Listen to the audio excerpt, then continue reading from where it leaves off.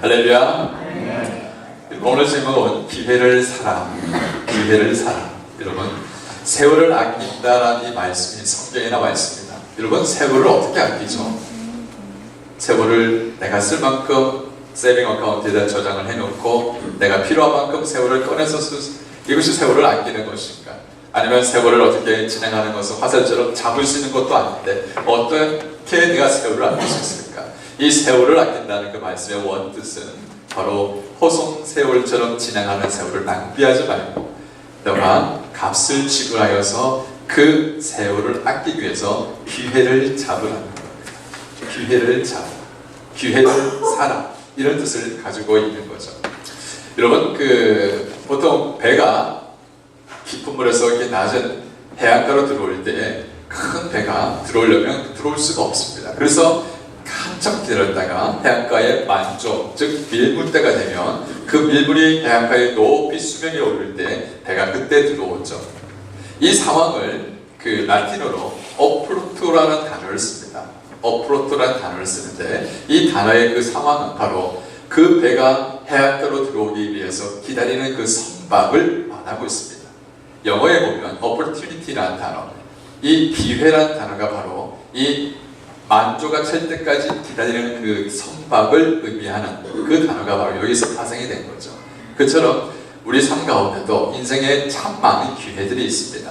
그러나 그 기회를 기회인지 모르고 우리가 기회를 정말로 낭비해버리거나 또 기회를 잃어버린 때가 의외로 많다는 거죠. 여러분, 한창 유행했던 말이 있죠. 있을 때 잘해. 그죠? 있을 때 잘해. 내 아내나 내 남편이나 내 가족 품에 있을 때 잘해.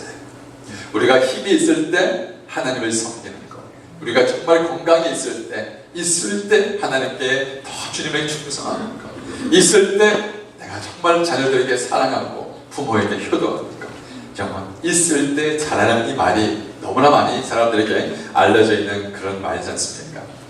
저도 저희 저희 돌아가신 아버님과 우리 손자, 손녀들이 이렇게, 저는 아직 손자가 없습니다. 아들만 둘 있는데.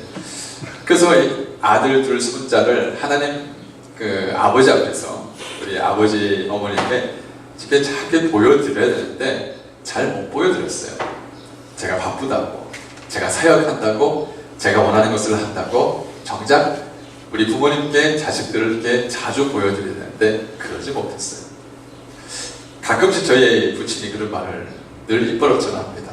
내가 살아생전에 내가 얼마나 얘들을 부르고 내가 얼마나 살아생전에 얘들을 부르고, 저는 사실 그 말이 제 마음에 와닿지가 않았어요. 왜냐하면 이분들이 오래 살 것 같았는데 근데 어느 순간에 이분들이 이 아버님이 간암을 앓으시고 그리고 이제 생사를 이제 얼마 남지 않은 시기가 되어지니까 그 아버지의 마음이 그냥 확 밀려오는 거예요. 그래서 아버님 앞에 우리 자식들을 보내주면 정말 그래도 불구하고 제 마음속에는 아버님 그 마음을 잘 몰랐어요. 어떻게 보면 그 아버지, 할아버지에게 손자들을 자주 보여드리고 재롱 부리고 그리고 애교 떨고 이런 모습을, 이런 기회를 제가 놓쳤던 것 같아요. 이런 기회를 제가 놓쳤다는 거죠. 할아버지로서 이제 미국 가는 3살 박이, 5살 박이 손자들을 이제 얘들을 보내고 나면 마지막으로 볼 것 같으니까, 얘들을 정말 이제 보내면 더 이상 보지 못할 것 같으니까 병실에 계셔서 누워 계신 저희 아버님이 저희를 보내고 나서 그날 밤 밤새도록 울었다는 거예요. 그냥 운 게 아니라 소리를 지르면서 엉엉 울었대요. 그래서 저희 어머니가 물어봤습니다. 아니 뭐가 그렇게 슬퍼서 우냐고. 그러니까 빨리 가서 내 손주들 잡아오라고, 빨리 가서 내 손주들 잡아오라고 그러면서 병실 떠나갈 정도로 그렇게 먹은 거예요. 밤새도록 울었대요. 사실 우리 현대사회가 너무 바쁘죠. 너무 자기 중심적이고 또 자기밖에 모르게 살아가는 사회가 됐습니다. 우리가 정작 살아가면서 하늘을 한번 바라볼 수 있는 그 마음의 여유조차도 없고 또 남들 이웃을 함께 돌아볼 만한 여력이 없습니다. 근데 여러분, 없다고 기회를 그냥 지나치게 한다면 우리는 그 기회를 놓쳐버립니다. 어떤 희생을 들더라도 기회를 잡으시면 됩니다. 기회가 꼭 돈과 연결된 것은 아니죠. 기회는 마음과 연결되어 있습니다. 기회는 요행이 아닙니다. 기회는 선택입니다. 그러기에 우리 인생에서 이것이 하나님 앞에서 기뻐하시는 기회라 생각되어지면 여러분 어떤 값을 지불하더라도 잡으십시오. 아멘. 그래서 오늘 저는 이 말씀을 통하여서 어떻게 하면 기회를 아름답게 사용하고 잡을 수 있을까, 어떻게 하면 이 세월을 아끼고 기회를 사용할까라는 말씀을 가지고, 이 어린이 주일이지만 이 말씀을 가지고 저는 증거하기로 합니다. 자, 여러분, 그리스도인들은 꼭 잊어버리지 말아야 될 법이 있습니다. 그것은 바로 그리스도인의 사랑의 법입니다. 이 사랑의 법을 지키는 사람들은 바로 성령 안에 있는 사람이죠. 성령 안에 있는 사람들은 곧 그리스도가 행하셨던, 내게 베푸셨던 그 사랑을 놓지 않고 그 사랑을 나눠줄 수 있는 그런 마음을 가진 사람이 바로 성령 안에 있는 사람이요, 그리스도의 법을 성취하는 사람이죠. 만약에 내 이웃이 어려움이 있습니다. 그 이웃이 어려움이 있는 사람을 그냥 나 몰라라고 내팽겨쳐버리고 등을 돌리는 사람이라면 어쩌면 그리스도의 그 법이 마음에 이루어지지 않을 수도 있습니다. 그래서 성령 안에 있는 사람, 성령을 쫓아서 사는 사람, 그리스도의 법을 성취하는 사람은 오늘 성경 말씀 이전에 갈라디아서 6장에 서로 짐을 같이 지라고 얘기하고 있습니다. 여러분, 잠시 한번 둘러보세요. 둘러보면 내가 그리스도인으로서 서로 짐을 갖춰 져줄 수 있는 그러한 어려움이 있는 사람들이 의외로 많습니다. 왜 이 말씀을 하냐면, 성령으로 쫓아서 사는 사람은 바로 하나님 앞에서 서로 어려움을 함께 나눠서 짐으로 그 하나님 앞에서 그 은혜와 사랑을 심을 수 있는 기회를 사는 것입니다. 그래서 우리가 이 땅 가운데 살아가면서 마지막 주님 앞에 섰을 때에, 내 마지막 영혼의 때에 정말 거둘 것이 없다면 얼마나 안타깝겠어요. 여러분, 그럼 분명합니다. 심은 것이 없으면 거둘 것이 없습니다. 이건 너무나 자명한 사실입니다. 근데 사실 우리가 살아가면서 성령을 쫓아서 사는 삶이 하나님 앞에서 심는 삶이라는 것을 우리가 모르고 사는 거예요. 당연히 우리는 내가 원하는 대로 살면은 이것이 거두는 것이라 생각할지 몰라도 정작 성령 안에서 삶으로 하나님 앞에서 심는 그 작업이 있을 때, 내가 마지막 주님 앞에 섰을 때 거둘 것이 있다는 것을 우리는 기억해야 합니다. 육체를 위해서 심으면 썩을 것을 거두지만 성령을 위해서 심으면 하나님의 이름의 영광을 위해서 거둘 것이 있다는 것입니다. 사도 바울도 예수를 몰랐을 때는 자기만을 위해서 심었습니다. 근데 예수님을 만나고 나서 그는 한 번도 쉬지 않았습니다. 한 번도 자기를 위해서 심지 않았습니다. 하나님의 이름을 위해서, 하나님의 영광을 위해서 자신의 삶을 심었던 것이죠. 그래서 사도 바울은 이렇게 고백하지 않습니까? 내가 표대를 향하여서, 그 하나님의 부르심의 상을 향해서 내가 전심으로 달려간다. 제가 늘 말씀하지 않습니까? 내가 전심으로 달려간다. 그 말의 원뜻은 바로 저 코앞에 100m 피니시 라인의 앞에 있다는 것을, 그걸 각오하고 여러분 쉬지 않고 숨도 쉬지 않고 그냥 저 꼬리 라인을 통해서 그냥 달려간다는 거예요. 성령을 쫓아서 살 때에 우리는 낭비하지 않습니다. 기회를 놓치지 않습니다. 여러분, 부모가 성령을 쫓아서 사는 삶을 누가 가까이서 보겠습니까? 부모가 육신으로 사는 삶을 누가 가장 가까이에서 담겠습니까? 자녀들이 겉모습은 닮은 것은 당연하죠. 그죠? 그런데 내가 정말 원치 않는 내 속사람까지 자녀가 닮는 것은 누가 뿌린 씨앗 때문이죠. 부모가 뿌린 씨앗 때문입니다.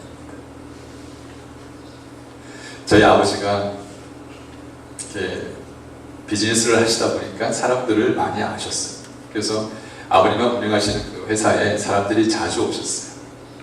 근데 길 가다가 제가 이렇게 밖에서 놀다 보면, 야, 너 누구누구 아무개 자식이지? 그러면 제가 뭘 쳐다보면, 네, 그런데요? 네 얼굴 보면 네 아버지하고 똑같아. 겉모습 아버지에게서 담고 싶지 않은 것이 있었습니다. 내가 담고 싶지 않은 것이 내게도 나도 모르게 심겨져 있더라. 사랑하는 형제들, 부모가 정말 기회가 있을 때 성령을 쫓아서 살아감으로 하나님 안에서 아름다운 것을 심으시길 바랍니다. 아멘. 여러분, 이스라엘 백성은 가나안 땅에 가면 축복이 보장될 거라고 생각을 했습니다. 그래서 가나안 땅만 가면 이제 모든 어려움은 끝이다. 그래서 축복이 와르르 쏟아질 것 같았습니다. 그런데 이 가나안 땅은 하나님께서 약속하신 땅이었지만 그 땅에서 하나님의 축복을 누리기 위해서는 반드시 하나님의 약속을 지켜야 하는 부모들의 세대가 바로 서 있어야 됩니다. 그래서 하나님은 그 가나안 땅에 들어가기 전에 레위기를 만들어서 철저하게 하나님의 말씀을 바르게 가르치는 훈련을 했습니다. 근데 이 여호수아가 살아있을 때까지만 해도 이 가나안 땅에 들어왔던 이스라엘 백성은 하나님의 음성을 듣기에 즐겨했지만 여호수아가 죽고 날 그쯤 돼서 모든 이스라엘 백성들은 하나님의 법을 떠나기 시작했습니다. 그때 여호수아가 24장 말씀에서 여호수아가 이스라엘 백성들에게 이렇게 간곡하게 부탁합니다. 24장 15절 말씀인데 우리 자녀들도 같이 큰 소리를 읽어봅시다.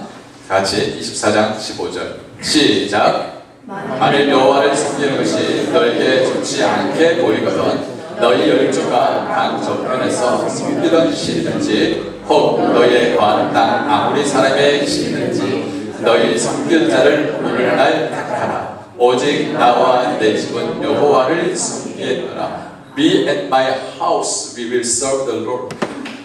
나와 우리 집은 하나님만을 섬기겠다라고 이렇게 간곡하게 결단합니다. 왜죠? 여기에 중요한 것은 나입니다.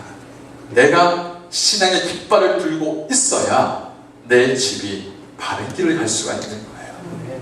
아멘.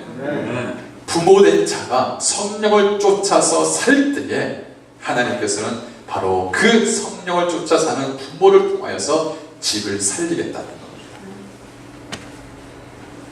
기회를 사세요. 우리 부모들이 하나님을 위해서 선한 하나님의 아름다운 것을 심을 수 있는 기회를 사시길 바랍니다. 두 번째로 이 기회를 사기 위해서는 여러분 우리가 살아가면서 선한 일을 도모하시길 바랍니다. 자, 오늘 본문 말씀에 보면 10절에 이렇게 말씀하지 않습니까? 우리는 기회가 있는 대로 모든 이에게 착한 일을 행하되 선한 일을 행하되 라는 말씀이 나오죠. 이 말씀 가운데 우리가 살아가다 보면서 근데 신앙생활을 좀 하다 보면요, 내 주변에 전에는 안 믿는 사람, 술 친구들, 직장 친구들, 또 여러 개 인맥을 위해서 또 관계를 맺는 사람들이 참 많았습니다. 근데 신앙생활을 점점점 하다 보면은 그런 사람들이 점점 없어져요. 그쵸? 내 주변에 돌아보면은 예수 믿는 사람들이 대부분인 거예요. 결국 나와 관계하는 사람들이 점점 믿는 사람이나 아니면 신앙을 갖고 있는 사람들과 같이 그 관계가 좁혀져 간다는 거죠. 여러분 혹시나 고등학교 때 사귀었던 친구들 기억나신 분 있으세요? 지금도 연락하신 분 있으세요? 혹시 동문회 같은 거 여러분 빠지지 마시고 가십시오. 여러분 혹시 한국에서 이런 게 있잖아요. 아파트에 뭐 반장, 통장 그런 것들이 있었잖아요. 반상회 이런 것도 사실 믿는 사람들은 거기에 돈을 쓰고 나서 그게 반상회 회장이 돼야 되는 거예요. 그냥 꽁무니가 되지 말고 그데 가서 여러분 반상회 회장이 되어서 믿는 사람들 가운데 아름다운 선한 일을 행함으로 그들에게 빛을 드러내야 됩니다. 이 선한 일을 행한다는 것은 단순히 내가 착한 일을 행한다, 윤리적으로 행한다 이런 뜻이 아니에요. 선한 일을 행한다는 것은 모든 이에게 아름답고 하나님의 선한 영향력을 함께 나눈다는 것은 즉 아름다운 관계를 맺으라는 것을 얘기가 하고 있는 것입니다. 사실 우리 혼자서 신앙생활을 잘하고 예수 잘 믿으면 가능하죠. 좋죠. 하지만 정작 우리가 하나님을 영광 위해서 내 주변에 있는 사람들보다 나만을 위해서 집중적으로 사는 삶에서 벗어나서 모든 이에게 선한 일을 행하라. 심지어 믿지 않는 사람들, 불신자들, 그리고 심지어 믿다가 실족하는 사람들, 더 나아가서 다른 인종에게까지 여러분 선한 영향력을 여러분 함께 나누라는 것입니다. 제가 한번 질문을 해볼까요? 만약에 제가 우리 교회에 주변에 살고 있는 사람들이 함께 모여서 힐링하죠? 그걸 했다고 합시다. 즉 주변의 사람들에게 이 남가주 헤브론 교회가 이 지역에서 어떤 이미지로 남겨지기를 원합니까? 라는 질문을 했을 때 주변에 사는 사람들이 아유 저 교회 사라졌으면 정말 사라졌으면 속이 편하겠다, 없어졌으면 속이 편하겠다 라고 하는 마음으로 남겨지기를 원합니까? 안 돼, 저 교회는 정말 있어야 돼, 이 지역이 정말 필요한 교회야 라고 남겨지기를 원하십니까? 후자가 되기를 원한다면 우리 교회는 이웃들에게 선한 일을 행해야 합니다.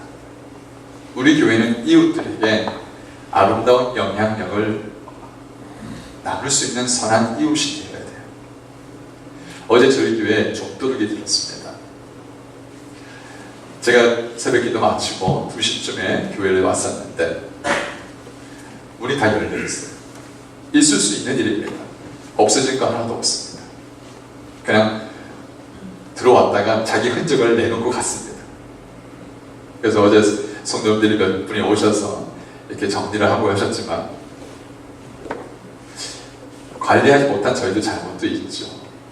근데 만약에 이러한 생각이, 불신이 이웃 사람들과 우리와의 그런 불신의 마음이 자리 잡기 전에 저는 이런 생각을 해봤습니다. 우리 교회가 이 지역에 살고 있는, 특히 이 아파트 주변에 아이들이 많습니다.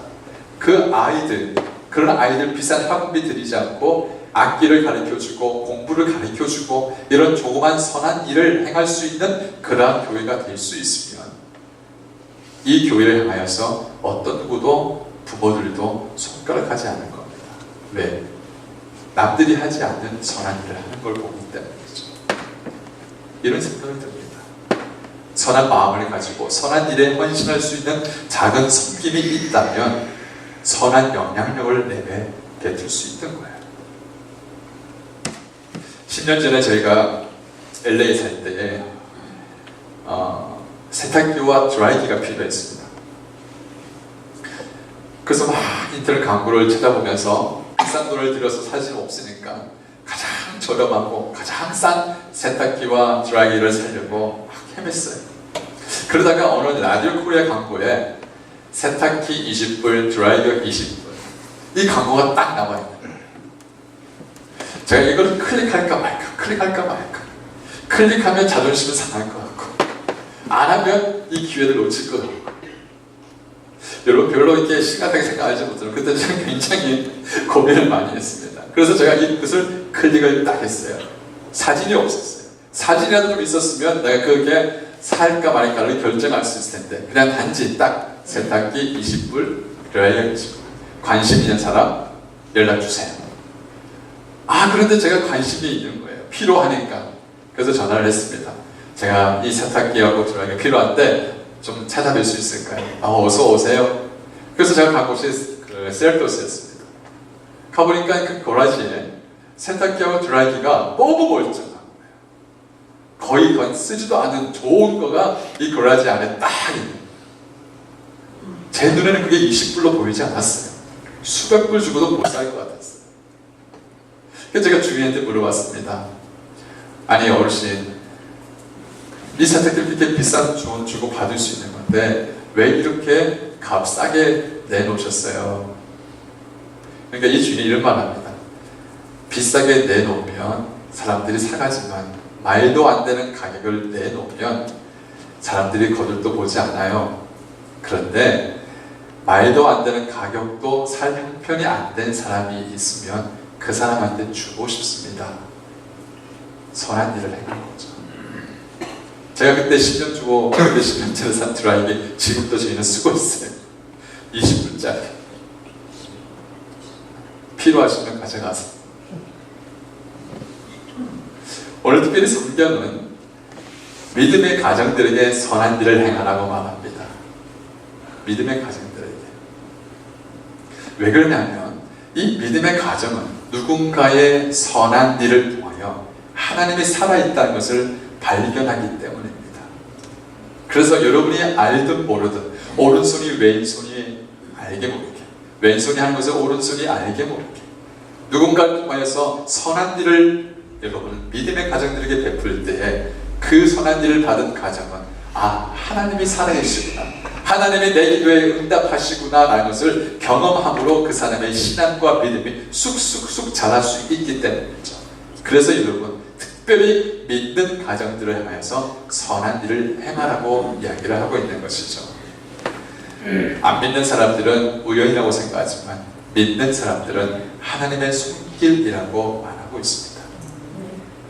특별히 자식들에게 요구되어지는 선한 일이 있습니다. 우리 자녀들 잘 들으세요. 자녀들이 해야 할 선한 일은 바로 부모에게 순종하는 것입니다. 우리 자녀들은 아멘이 없지? 아멘. 크리스 아멘. 자, 우리 고린도서 3장 20절 말씀인데 같이 읽어볼까요? 자, 우리 자녀들 같이 읽습니다. 시작. 자녀들아 모든 일에 부모에게 순종하라. 이는 주 안에서 기쁘게 하는 것입니다. 그리고 잘 보세요. 화면 그대로 보시면 all things, 모든 일. 부모들이 볼 때 자녀들이 모든 부분에서 순종하기로 합니다. 자녀들을 볼 때 엄마 아빠가 마음에 안 들 수 있습니다. 자녀들이 볼 때 엄마 아빠가 자기보다 못한 사람처럼 느껴질 때가 있습니다. 그러나 하나님이 기뻐하시는 것은 어떤 일이든지 부모에게 순종하는 것입니다. 불순종은 하나님을 기쁘지 못하게 합니다. 그러나 순종은 어떤 일이든지 순종은 하나님을 기쁘게 한다는 것이죠. 신명기 5장 16절 말씀에 똑같이 나와 있습니다. 같이 큰 소리 있습니다. 시작. 너는 너의 하나님 여호와의 명한 대로 내 부모를 공경하라. 그리하면 너의 하나님 여호와가 내게 준 땅에서 내가 생명이 길고 복을 누리리라. 여러분, 우리 보이지 않는 하나님을 공경하는 것 이상으로 눈에 보이는 부모를 공경하는 것은 참으로 복되고 하나님의 축복받는 길입니다. 물론 부모에게 받은 상처가 있을 것입니다. 부모에게 받은 아픔이 있을 것입니다. 여러분, 평생 그 아픔과 상처를 지고 간다는 것은 자기가 손해입니다. 자기가 영적으로 어렵습니다. 용서하지 못할 부모 없습니다. 용서하지 못할 자녀들 없습니다. 내가 놓으면, 내가 용서를 하면 그 아름다운 축복은 서로 나눌 수 있는 것입니다. 아멘. 반면에 부모에게서 해야 할 선한 일이 있습니다. 그것은 바로 자녀들을 바르게 징계하는 것입니다. 잠언 13장 24절 말씀이 있는데 같이 읽어볼까요? 시작. 초다를 참아 못하는 자는 그 자식을 미워합니다. 자식을 사랑하는 자는 근실이 징계하느니라. 여러분, 여기 말하고 있는 초다는 바로 채찍질입니다. 회초리죠. 여러분, 뻗나가는 자녀들에게 정말 사랑의 채찍질은 필요합니다. 그래서 이 말씀을 세 번이나 이렇게 나오죠. 매를 아끼는 것은 자식을 사랑하지 않는 것이다. 자식을 사랑하는 사람은 훈계를 게을리지 하지 않는다. 여러분, 여기서 조심해야 될 것이 있습니다.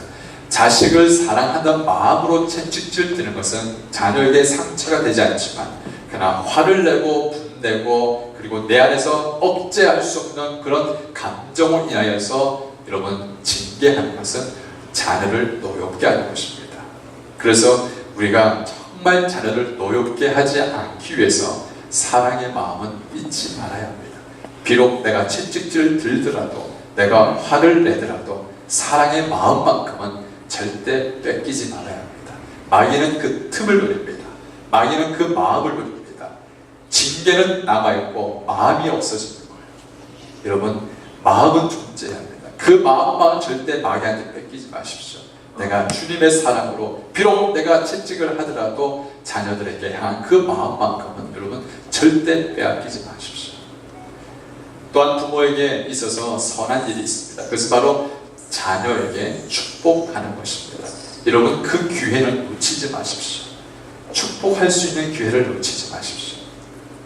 그리고 이 축복의 것이 언젠간 열매를 맺을 수 있을 것이라고 분명히 믿고 기다리시길 바랍니다. 여러분, 생각하는 것은 생각에 멈추면 어떤 결과가 나타나지 않지만 밖으로 내뱉었던 말은 결국은 씨앗이 됩니다. 그래서 이 자녀들이 어떻게 자라나는가는 처음에는 내가 어떤 말을 내뱉었는가 잘 드러나지 않습니다. 처음에는 열매가 어떻게 자랄지 잘 모릅니다. 그러나 내가 내뱉었던 말이 어느 순간에 하나씩 하나씩 내 삶의 열매가 되어진다는 거예요. 그래서 내가 어떤 마음으로 자녀에게 내뱉느냐가 중요한 겁니다. 저도 목사이지만 아버지입니다. 저도 자녀들 키울 때 화가 만큼 치밀어 올 때가 자주 있을까요? 없을까요? 진짜 많아요. 진짜 많습니다. 네, 진짜 많아요. 진짜 많은 조건이 아니죠. 근데 그렇게 내뱉고 나서도 후회합니다. 후회해요. 왜? 감정과 이 마음속에 있는 분됨과 어떻게 보면 내 자식이 부모를 섭섭하게 생각하는 서로 이런 것들이 막 엉겨서 내뱉는 그 말이 씨앗이 됩니다. 내뱉고 나면 마음이 아파요. 이것이 나중에 어떻게 열매를 맺을까? 이것이 어떻게 잡초처럼 자라서 자녀들을 못 자라게 만들까? 그래서 참 두렵습니다. 사랑하는 양성들들, 사실 우리 부모들은 말의 힘을 압니다. 근데 잘 사용하지 못합니다.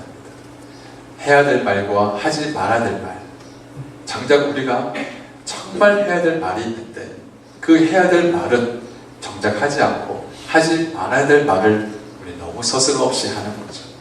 그런데 그것이 나중에 열매가 되어진다는 거죠. 사랑하는 양성들들, 정말 여러분은 살아가는 생전에 자녀들에게 축복할 수 있는 기회를 놓치지 마십시오. 자녀들이 축복할 수 있는 기회를 사시기를 바랍니다. 내가 변하면 말이 달라집니다. 내가 변하면 말이 달라져요. 내가 은혜 받으면 내 말이 달라집니다. 내가 평온하면 자녀들에게 평온의 말을 할 수 있습니다. 부모가 자식들에게 가장 남길 수 있는 것은 유산이 아닙니다. 부모가 자식들에게 가장 남길 수 있는 것은 바로 자녀들에게 내뱉었던 축복의 말입니다.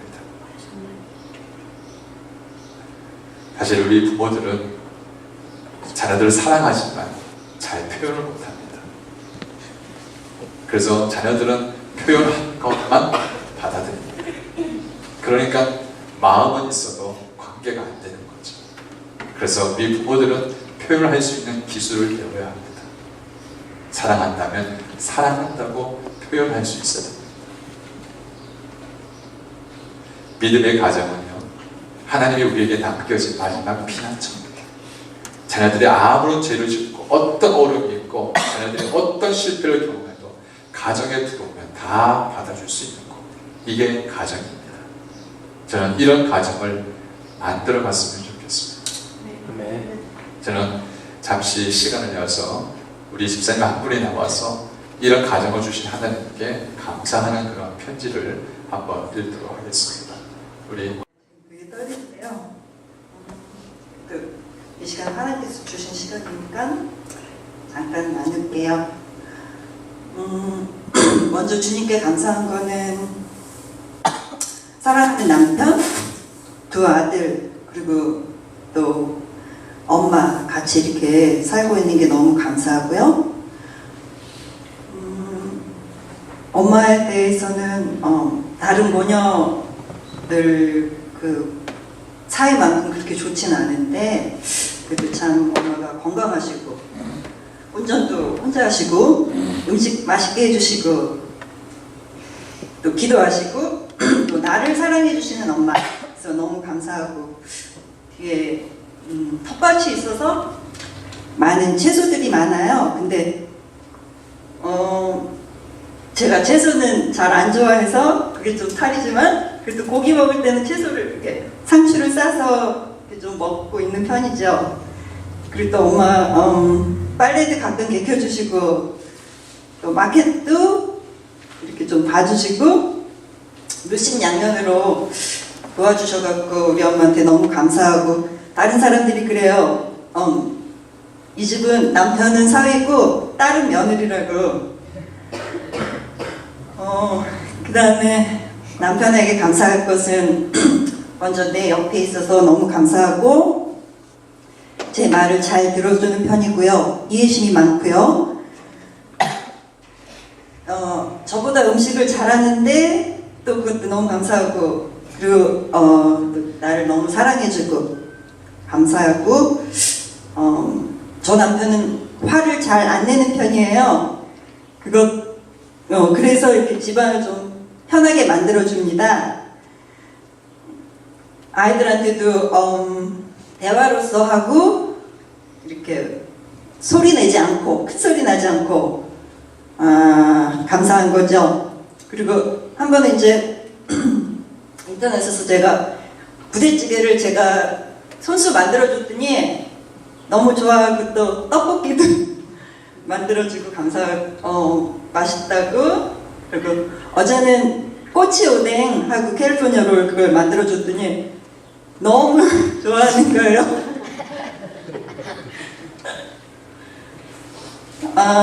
그리고 이번에 여기 교회 공사를 하면서, 그러니까 자기는 남편 일에 너무 관심이 없다고 항상 얘기를 하는데, 저도 좀 그랬었는데, 여기 하면서 제가 커피도 사갖고 오고, 또 이제 엄마한테 부탁해서 닭도리탕 맛있게 점심도 먹고, 또 수요 예배여갖고 또 같이 나눠 먹어서 너무 또 감사했고요.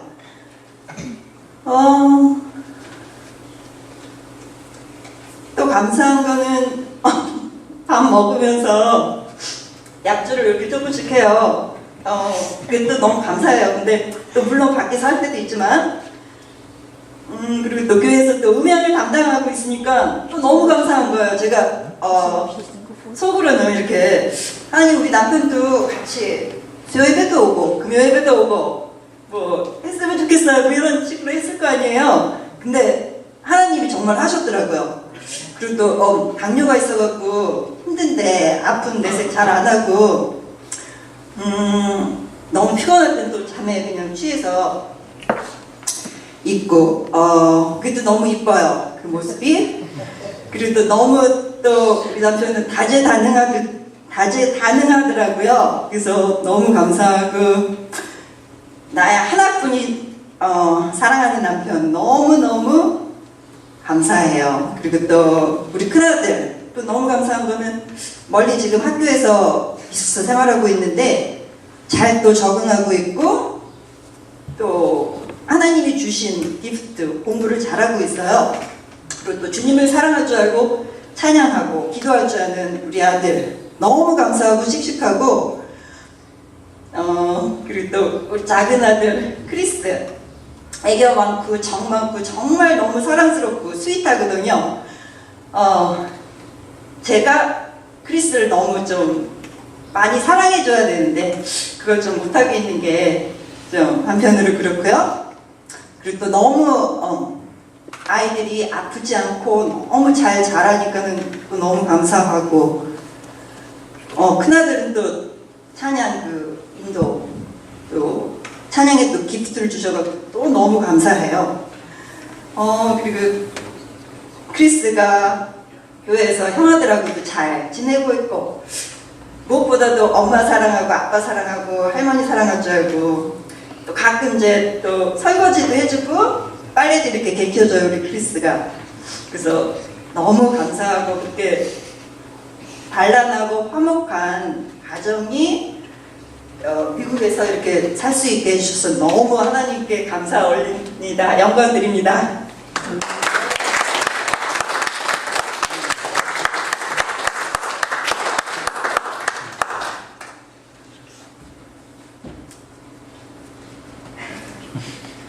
참 부럽네요.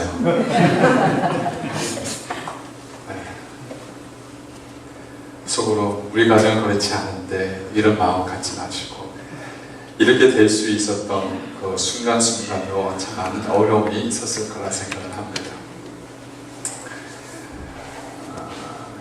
어느 가정도 완벽한 가정은 없어요. 어느 부모도 완벽한 부모가 없고, 어느 자식도 완벽한 자신이 없습니다.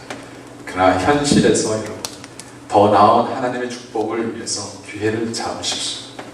지금 현재 원망하고 불평하고 손을 놓고 싶은 순간이라 할지라도 여러분 속에 그 하나님이 주신 기회를 놓지 마시고 하나님 앞에서 아름다운 가정에 대한 비전을 가지고 심으십시오. 그러면 반드시 열매를 맺게 될 줄 믿습니다. 낙심하지 마십시오. 분명히 말씀하지 않습니까? 선한 일을 행하다가 낙심하지 말라. 사랑으로 심을 때 왜 열매가 안 맺을지, 내가 눈물로 심었는데 왜 열매가 안 맺을지, 내가 이렇게 참고 참았는데 왜 열매가 안 맺을지, 아니에요. 맺어지고 있는 과정입니다. 아멘. 그래서 이걸 믿음으로 여러분의 신앙이 아름다운 열매를 맺는 귀한 과정으로 아름답게 자라날 수 있기를 주의 이름으로 축원합니다. 기도하겠습니다.